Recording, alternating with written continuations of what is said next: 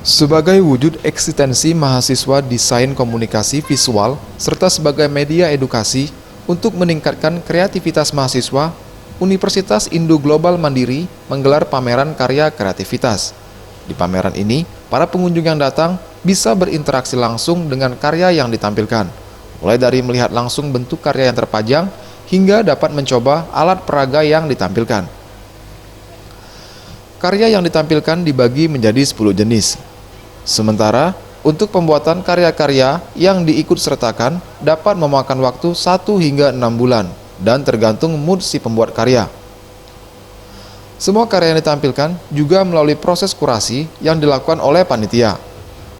Di sini temanya itu speak up, jadi visualnya yang berbicara, tanpa ada yang stay, biarpun ada yang stay di setiap booth itu orang melihat gambarnya, oh sudah tahu ini karya ini, kayak gitu. Untuk semua karya ini sini dikombin, jadi dari angkatan 18 sampai yang alumni pun ikut serta di pameran ini. Salah satu peserta pameran, Juanda, mengatakan dirinya sengaja membuat sebuah lukisan dengan bertemakan hoax.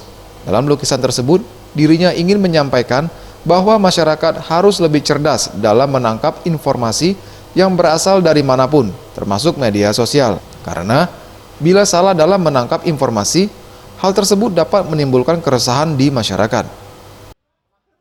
Jangan mudah percaya sama sosial media seperti Instagram, Facebook, dan lain sebagainya.